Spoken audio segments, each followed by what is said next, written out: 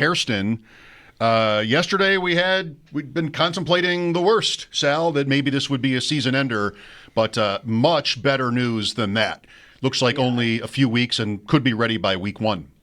Yeah, I think good news is in context, right? I mean, because we did see the video and it did appear that it could be much more serious, I think learning that it is an LCL sprain, which is what I was told via a league source, and the ACL is intact, that is good news. I mean, it is still not good news that your rookie first-round cornerback, who bases his game off speed, acceleration, change of direction, is going to be out a few weeks. But, look, it could have been a lot worse here. We obviously we know now, and, from what I'm reporting and others have reported, that it looks like, he has a chance at least to be ready for the regular season, but we'll see where it goes. I will say this, just to make note and clarify for everybody. The Bills don't generally give timelines on injuries, and I will report through my league source that there is no definitive timeline on his return at this point. I know that it was speculated by Ian Rappaport that maybe up to about as little as 3 weeks, but that's his report. I will say that from anything that I've heard, there's no confirmation on any timeline to return. No reason to even offer one, That's right. We'd have some history with this particular injury of how long it tends to take. But everybody's different. Reaction to the pain, whatever kind of confidence you have on the knee, what the team wants to do, how slow they want to take it. I mean, it's really not even worth guessing. Right. And on top of the fact that the Bills just don't do that anyway. The Bills are right. We've talked about this many times. The Bills are pretty notorious. Sean McDermott does not put timeline on injuries. And the reason is very simple. Like, you don't want to paint yourself into a corner. If you say a guy is going to be back in 3 weeks and it's 4, there's a lot of questions. Why? What happened? Medical staff didn't do their job. He didn't rehab right. Things like that. If you say a guy is coming back in 4 weeks and he comes back in 2, it's like, what do you mean? You didn't know about the injury and how severe it was? So you just don't do things like that. If ever I were to call in sick with the flu, I would never call it the 24-hour flu, because then they know I'm back tomorrow. Like, I'm right. I better be here the next day. What if I don't feel good the next day? I still don't. I don't know how many hour flu this is. Who am I? Marcus Welby? Oh, my God. Sal, this show needs to be pulled over. Give me a new doctor. Or maybe taken out back and shot. What, Marcus Welby? Give me a new doctor. Oh, my God. Later. Give me a new one. Later we'll update that. We'll take that out in post. Will McDermott talk tomorrow before practice, Sal?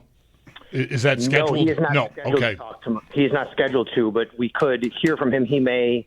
Because of this news? I don't know. Or we could get something from Sean. A lot of times what happens in these situations is you might get something more official from the Bills. You know what I mean? But so we'll see about that. And when it does happen, when he does talk, and I you know why, guys? He's actually talking before the open practice. Oh, Friday's the practice. So, right. Yeah. So I would think we always, what do we hear? These are just terms Sean McDermott uses, right? Week to week is a term he uses. Mm-hmm. Going to miss some time, things like that. Like those are the things that he says a lot when we know there's no definitive timeline, but a guy's going to be out a little while.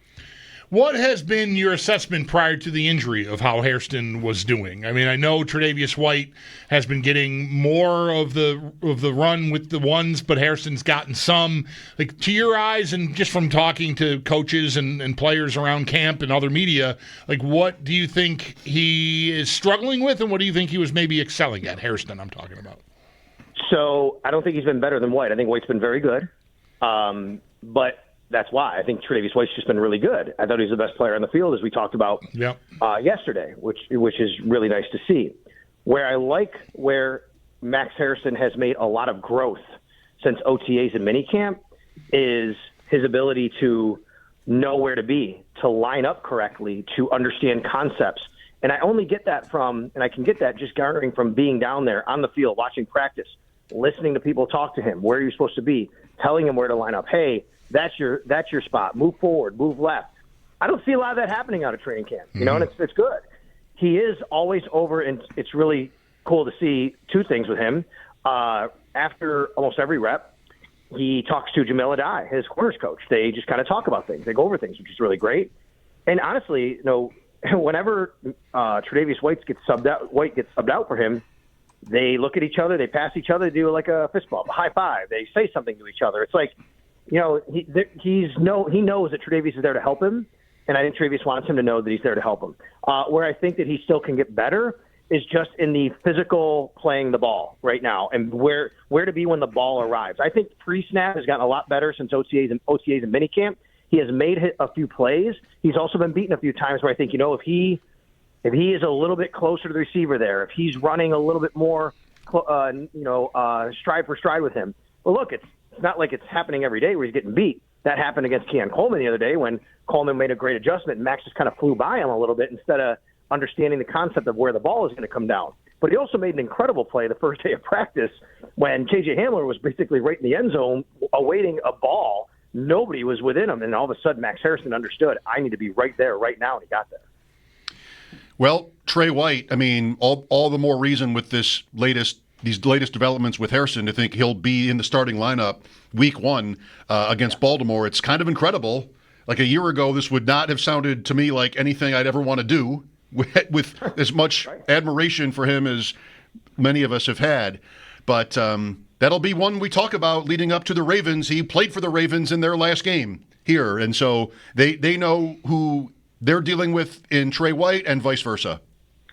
He did, and you're right about that. And the Ravens at this point look like they could be without Isaiah Likely. Obviously, that's a pretty significant blow for their passing game. It's not built on the wide receivers, right? Their passing game is good enough. Rashad Bateman's pretty good, and Zay Flowers mostly in the slot.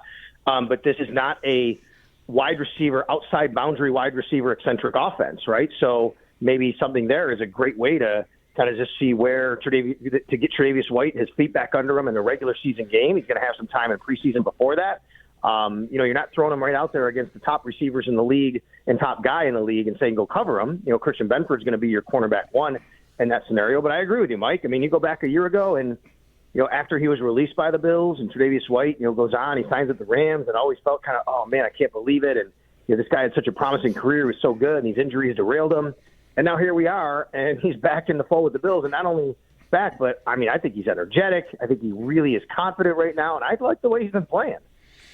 And by the way, Zay Flowers left Baltimore's practice yesterday with an apparent leg thing and was not on the field for practice today. That's the latest I have on that, which isn't much, but there could be something there too. Yeah, so remember he missed last year's playoff game, right? He didn't play against the Bills last year. Right. Yeah, right. Flowers. Oh, yeah? He got twisted. What was he? Got twisted in the Pittsburgh game on the sideline or something, and maybe missed that game. I forgot about that. Yep. All right. Thanks for fitting us in here, Sal.